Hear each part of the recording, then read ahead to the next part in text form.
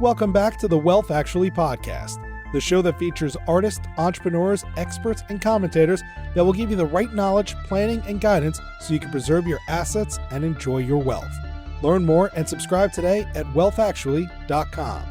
And now, here's your host, Fraser Rice. Welcome back to the Wealth Actually podcast. I'm Fraser Rice. Today I'm going to speak with former NFL lineman Marques Ogden. Marques has parlayed his football experience and lessons learned in the rise and fall of his construction company into a growing public speaking and media career. We talk about his background, his playing days, and his unique career path. But what we really focus on are the perils of success, the importance of teamwork and delegation, and the power of persistence. Welcome aboard, Marques. Thanks a lot, Fraser. How are you doing today, sir? Oh, I am doing fine. It's a little bit of playing while injured. I've got a chest cold. I tested negative for COVID a couple of days ago, so that's good. But my voice may be a couple of octaves deeper than normal for listeners who are consistent with this. That's all right, man. Hey, you sound good, and I'm glad you're doing all right. I'm glad you don't have COVID. Yeah, thank you. Let's start with a couple of things. You were a former NFL player. That in itself is an experience that a lot of people can't really get their arms around. Dealing with people who are bigger, faster, stronger, the competitiveness is something that may translate to other industries, but it's a different animal, and you're talking about being in the 0.01% of athletes that make it to that level. Tell us a little bit about your background and football background, academic background, et cetera, that helped get you to that rarefied air. So I went to St. John's College High School, the same high school that Kevin Plank, who owns Under Armour, went to. Graduated. I got one football scholarship offer to college, Howard University, where my father went to play for the Bison. I was only about 15 minutes away from this, so I went to college right close to home, and I redshirted my first year, and I ended up starting as a redshirt freshman offensive tackle, and had a great experience at Howard. 4-year starter. I was a 3-time All-Conference, 2-time All-American, and it was just phenomenal. But for me, right, Fraser, I never expected to be an NFL athlete. I went to Howard to be an investment banker. I went to work on Wall Street. I actually interned at Merrill Lynch in Washington, D.C. My boss, Al Cobran, had me working in the blue chips and stocks division for him. Loved it. I was also to go to New York and work on Wall Street and follow my father, who worked in the finance business himself for 30 years. And then the NFL said, hey, Marques, how's everything coming along? And you're a pretty good football player, son. So have a great senior year, which I did. And let's talk about me being in the NFL. And so I went to I went to a bowl game, the Hula Bowl, had a great week of practice, great game. My coach actually was Mac Brown, who's now at Chapel Hill. He was at Texas at the time with the Longhorns, so had a chance to be coached by Mac Brown. My O-line coach was Jack Harbaugh, father of Jim and John Harbaugh. Had a great experience, loved it, and with hard work, dedication, and perseverance, I was drafted by the Jacksonville Jaguars in the 2003 NFL Draft. Well, and Jacksonville has a good tradition of offensive linemen there. Tony Baselli, I think he made it to the Hall of Fame, I think. Correct. And you had a brother, Jonathan, who's a superstar in his own right as well. How did that relate? Is he younger or older? He's older, so he's 7 years older. I'm 41, and he'll be 48 at the end of this month, July 31st. I'm always amazed at the NFL and the depth of their scouting. They find everybody who probably can play in the NFL. Now, whether you get the opportunity once you're there is sort of a different thing in a team situation. You had the scouting experience, you get drafted, you land in the Jacksonville Jaguars system. How did that work for you? It was great. Jack Del Rio was a phenomenal coach. Got to play for Paul Boudreaux, was my line coach. Anthony Lynn, who was now the assistant head coach with the San Francisco 49ers, was our running back coach. So I was around Bill Musgrave, who was coaching for the Cowboys for many years. Played with some great guys, man. Fred Taylor, Marcus Stroud, John Henderson, Maurice Williams, Mike Peterson, Mark Brunell, Byron Leftwich, Rasheem Mathis. Jacksonville was great. I mean, it really was. Great area, great fans, great town. And it really fit me well as a young 22-year-old. I was still on the East Coast. So I was far enough away from home where I had to fend for myself, learned how to take care of things, budgeting, how to take care of paying my bills. I had never paid a bill then. So I never had a checkbook. I never opened a bank account. I mean, I did, but it was like small. So I learned a lot of great things from Jacksonville. One of my One of our big gentlemen who worked for us was named Bahati Van Pelt. And Bahati was really helping us with player engagement. And Bahati actually went on to work for the NFL Trust, and he actually went to go and work for the Olympics now. So just great people. I mean, I love the Jaguars, love my time there. Great coaching staff, great community, great teammates. And I still have a lot of guys that I talk to this day that were my Jaguar teammates. I'm going to nerd out a little bit on the football front. Who were your toughest matchups when you got into games? Oh, for God. I mean, Kevin Williams, who was the first-round draft pick, my class out of Oklahoma State. Albert Haynesworth, who was 360 pounds of pure force and just great first step off the ball. I played against guys like Sam Adams. I played against guys like Terrell Suggs. I played against guys like Tony Brackens and just all these phenomenal football players. And what I learned is that if you're going to come and compete in anything you do, if you don't bring your best, you're going to have a bad day. You don't have to always be the best, but you have to always bring your best. If you don't bring your best in the National Football League, you will not have a job for long because people are not going to always have as much talent as somebody else as a teammate, things like that.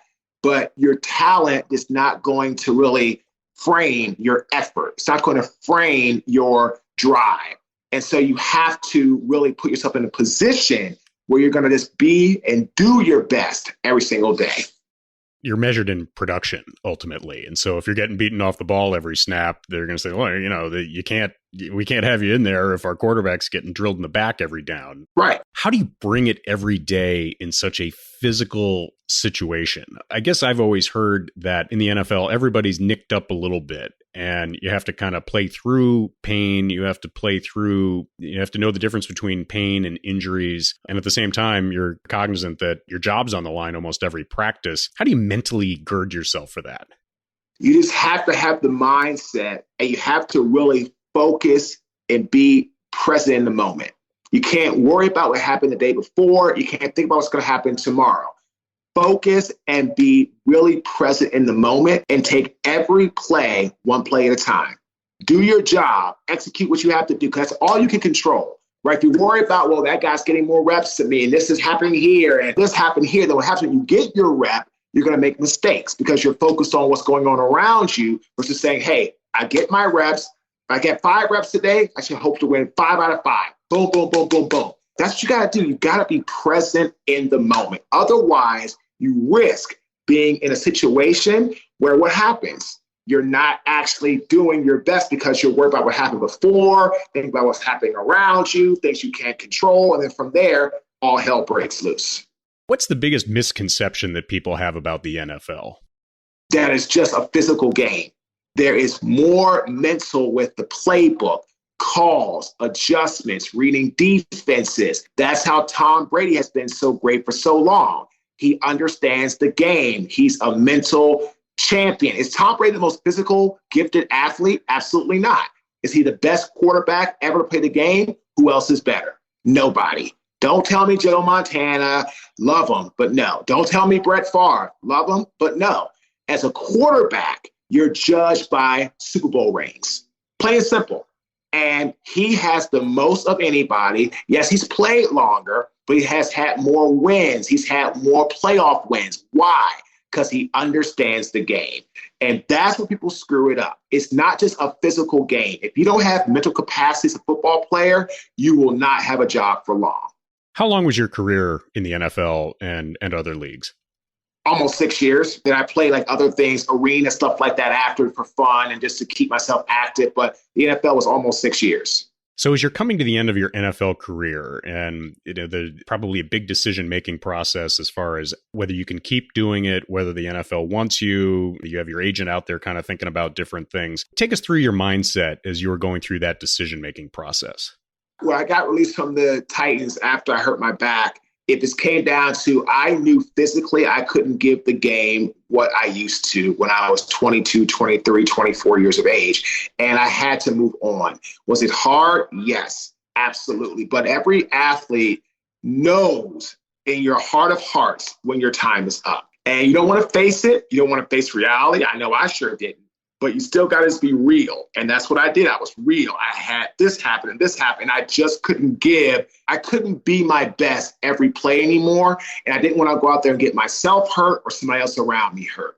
and I walked away. And then I said, what am I doing with my life? I have no idea. For 6 months, I was addicted to alcohol, painkillers, nightlife, gambling, all that, because I had no structure. I had no path. And finally, I got my construction company started in 2008.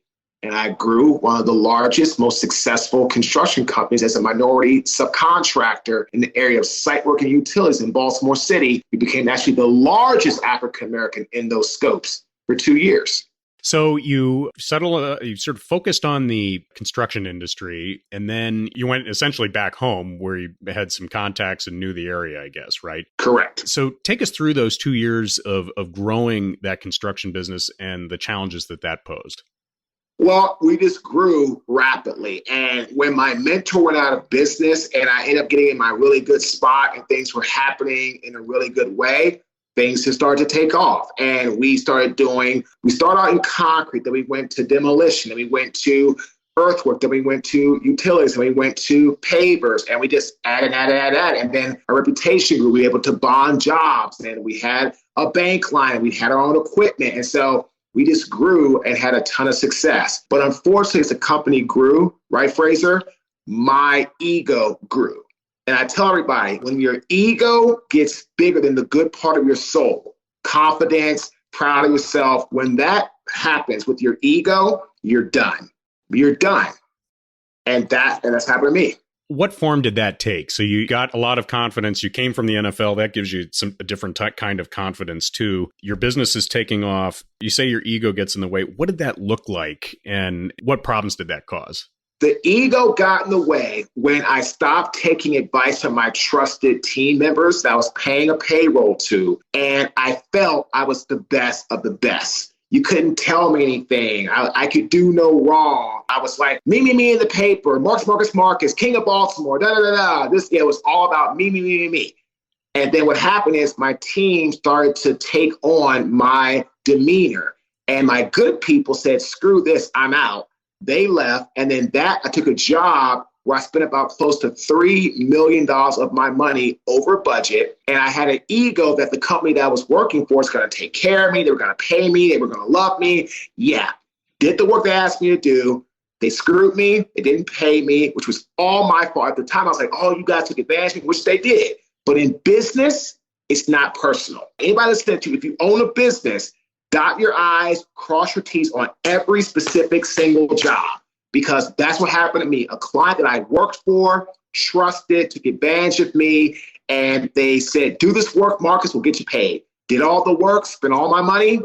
They didn't pay me, bankrupt, broke, out of business. So you hit a real rock bottom there. What form did that take? What did you do when you looked at yourself in the mirror and said, okay, I had a really high on this front, but then it's come crashing down. What did you do to pull up? So I ended up losing everything in 2013, home, cars, everything. Both my cars were repossessed, not in the same month, not the same week, in the same damn day. Oh. And I moved down here to Raleigh, had $400 to my name. The NFL gave me the Gene Upshaw Trust Fund grant to pay my bills, so I didn't go homeless, thank God. They helped me get a job with Merrill Lynch in Durham. Great opportunity. But again, my ego got in the way. I said, oh, I'm going to pass this test. I have a finance. This is going to be easy. So I'm out there starting trying to network and meet people, right? Boom, I'm fired. I'm failing my practice test. Oops, you're gone, which is all my fault. Went to a construction company the next day, there for 5 days, bam, fired. And again, that was my fault because I didn't get a signed contract from that individual. I took him at his word. You think I would have learned, but I sure the hell didn't. So then I ended up working, doing an entrepreneurial. I coached kids football. I was a birthday clown. I had birthday parties with kids playing football. I ran a 7-on-7 camp. And then I took a job as a custodian, working for $8.25 per hour. Our signature keynote that we get hired most for, Fraser, the ego mistake, from 8 figures to $8.25 per hour. It's our story of perseverance, overcoming. And again, the ego mistake took me right down to the depths of hell. And I ended up working as a custodian for $8.25 an hour. And I had my rock bottom moment of clarity where somebody's rotten meat, nasty protruding garbage covered my body, my skin, and my clothes. And that was my wake-up call. Went home and said, what do I do well? I'm a good speaker. I'm a good communicator. I'm a good storyteller. And that's when I said, let's go ahead and start keynote speaking. So you're building this good speaking engagement business, coaching, et cetera. Who were your first clients to help get that off the ground? So I started September 2013. I didn't get a paid job for 2.5 years. Everything was free. Boys and Girls Club, Rotary, Pop Warner football, middle school football, high school football, non-for-profits. My first non-paid corporate job was NetApp, a Fortune 500 brand that's in the data software engineer business. They gave me an opportunity in Chicago. Nothing was paid. Got my first paid job from Miller Mott College, their 100 commencement graduation keynote speaker. They paid me $1,500. Still, I was just floundering as a speaker, inconsistent, jobs here, jobs there. 2018, I went to a program that changed my life, NAPSA, through the NFL, PA, and Player Care Foundation at Penn State. My coach and mentor, Brad Mitchell, taught me how to use my past life experiences, football, business, failure, etc., to become a speaker. I also met one of my mentors, Miss Mel Robbins, a phenomenal speaker, that next month, March, at her studio in Boston. And from there, I learned the business. I stopped thinking about just being a football player. I learned how to craft messages and bring unique selling proposition value and how to really help people solve their problems and all that. So in the last 6 years, since I got my first paid speaking job, April 2016, we've worked for 40 Fortune 500 companies as a speaker, 40. 15 Fortune 100, 6 Fortune 25, predominantly financial planning or finance and insurance. Bank of America, Merrill Lynch, Goldman Sachs, JP Morgan and Chase, Equitable, New York Life, MetLife, Liberty Mutual Insurance, Mutual of Omaha. Let's go down the list. Carson Wealth Management. We've learned how to craft our unique story into what we call our signature keynotes, which is allowing us to now move into that space. When you're talking to these different organizations and got a speech and you've probably got some input as to what they want you to address and the different types of problems that might resonate with the audience, when you're talking to these different folks, what are the consistent themes that you see resonate and the problems that these larger organizations face that they want you to address? A lot of times it's around just culture enhancement, how to work together as a team. We're getting hired a lot for that. We're working for a big company in September, and we're delivering a keynote, one of our signature keynotes, titled Recycling versus Trashing Company Culture.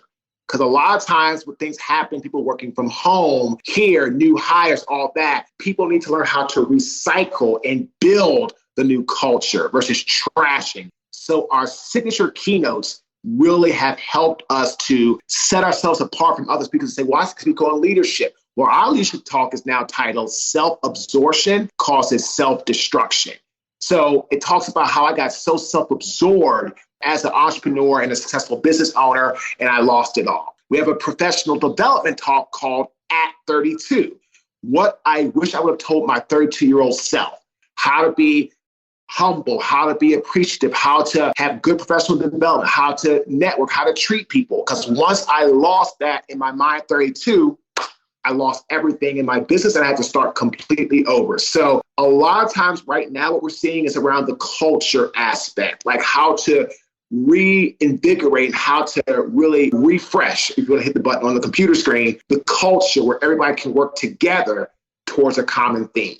One of the things I'm hearing as you're speaking is you've had a couple of major successes, the NFL, your construction business, and now you're building this success with the speaking group. And you've got some very interesting experiences related to avoiding pitfalls as you're making that drive up the entrepreneurial ladder or the success ladder. Are you doing individual coaching with executives yet? Because I would think that would be a major, not only a major source of clients for you, but also an area where your experience really resonates. Oh, I coach a lot of people, entrepreneurs, business owners, people that are financial advisors, people that want to be speakers, people that are trying to raise up the corporate ladder, people that are struggling with sales, people that are struggling with how to connect with people, Aristotle said there's 5 keys to succeeding at sales. character, emotion, reason, metaphors, conciseness. So a lot of people hire me, right, Fraser, to help them with these type of things. So yes, we are very blessed to have a very robust one-on-one coaching business. And now we're starting to really start revving up for more consulting for companies coming in to help with their leadership team, helping with their sales team or marketing team, depending upon what the issue is. And we kind of step in to help resolve that issue. The ups and downs related to ego combined with your different experiences probably give you a lot of unique insight into teamwork and really that NFL component as well. What are the mistakes that you see in entrepreneurial situations or small to medium-sized businesses related to teamwork? People are not being active listeners. They're listening to respond versus listening to understand. And people, when you're trying to listen to respond, you're not actually listening. You're formulating your response while somebody else is talking. If you are not an active listener, or you don't have great active listening in your culture, in businesses, it is doomed to fail. That's why our construction company failed, because I stopped being an active listener. Today with our new brand, when my team is talking, I'm not thinking about what I'm going to say. I'm fully engaged in what they're saying. Because that's how you build. That's how you create a team where people know what they're saying is being heard. So a lot of people struggle, Fraser, with active listening because people are so quick to want to talk, but they're not as quick to want to what? Sit back and listen. What lessons did you learn about delegation? Were you the type of person that had trouble giving up control of certain tasks? And what lessons did you learn and how did you get past that? I used to be a control freak. Somebody asked me this question on a podcast, alpha male, good or bad? And I said bad, because an alpha male in business does not know how to let go of things and trust people. The human mind is designed to do a lot of things, right, Fraser? But it's not designed to do everything. And you only have 24 hours in a day. And you got to sleep some hours, right? Spend some hours, right? You can't do everything yourself. So an alpha male, somebody that doesn't know how to delegate, is somebody that's never going to reach full potential. And I have an amazing team now, and it took a long time to build, years to build this team. And now I delegate things to somebody. Somebody tells me what to post on social media, gives the caption for me, what time. They tell me, they create the decks for me, my speaker sheet, my coaching sheet, website edits, content. I mean, one of my team members helped us get our new podcast that's ranked top 100 in the sports category for all Apple sports podcasts. We're in the top 100 in a day. We got there last week, and we're like number 76 out of all how many podcasts on Apple are in the sports category? A ton, but we're in the top 100 in a day.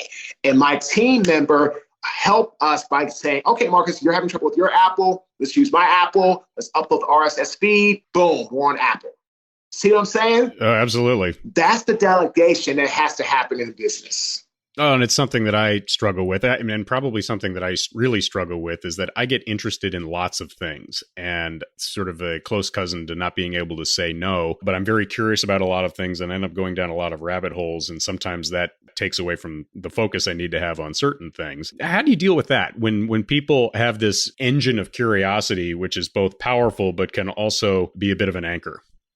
You have to prioritize what's important to you. If you get too distracted by too many shiny objects, what matters most won't get done. Like me, doing the podcast, gotta make a quick little stuff like we're done. I got 11 o'clock, coaching call. I've got this coming up after. I've got, coaching slides, all this stuff. Like yesterday, I had something come in from my client about wanting me to get paid. So what did I do? I'm on a coaching call, finished the coaching call. Because I'm setting my new office, went to go get something printed off, came back, did my podcast, finished my podcast, finished my coaching call, filled out my information, ran back to where I need to do it. I scanned an email to them. They've got it. They're going to process my invoice and get me paid shortly and pick up my daughter. Came back home, finished up my stuff, things I need to get done, sent to my team. This is this. Boom. Problem is, if you're trying to do too much, nothing gets done. So focus and create what is priority and then execute from there. What are your ambitions for this business in the next few years? What's success going to look like?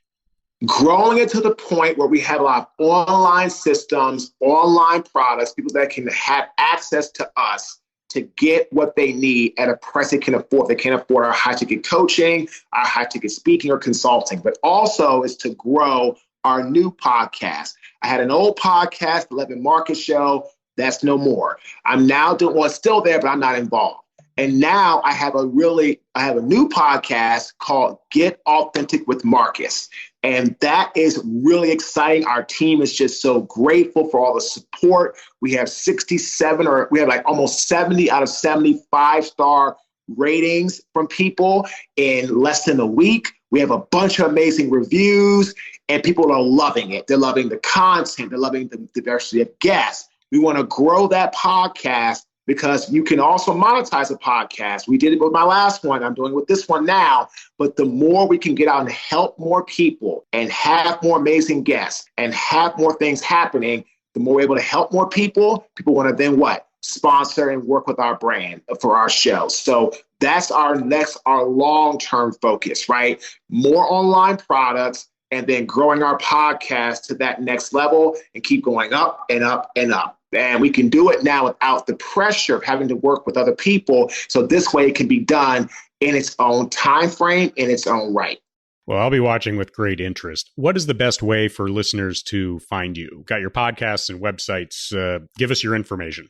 Sure. They can go to our website, www.marques, MARQUES, Ogden, OGDEN.com. They can also shoot me an email, marques@marquesogden.com. Get in touch with us. I mean, we love talking to people. We're all about connecting. We're all about community and just engage us. We love to speak with you and see if we can help you get to where you want to go and turn your objectives into accomplishments. This information I'll have in the show notes, and so people can see it on the website, so people will be able to get to you on that front. I'm going to leave you with this question to get back to my NFL nerddom here. On the playing field in the NFL, what was the most unbelievable performance that you saw up close? Ray Lewis, without a doubt. He was deemed not going to be a great NFL player. Too small, no sideline-to-sideline speed, not a great person taking on points of attack, blockers and fullbacks and linemen. Everything they said about Ray Lewis was deemed to make him fail. And that's how the media made him out to be. 17 years later, with the same football team as a middle linebacker in the NFL, best middle linebacker, if not the one of, without a doubt, in the game's history. Ray Lewis was the epitome of hard work, sacrifice, and dedication. That's what I bring to my business today. And I play with him as a teammate, and he's a great guy. And without a doubt, he was the best thing I ever saw on the football field.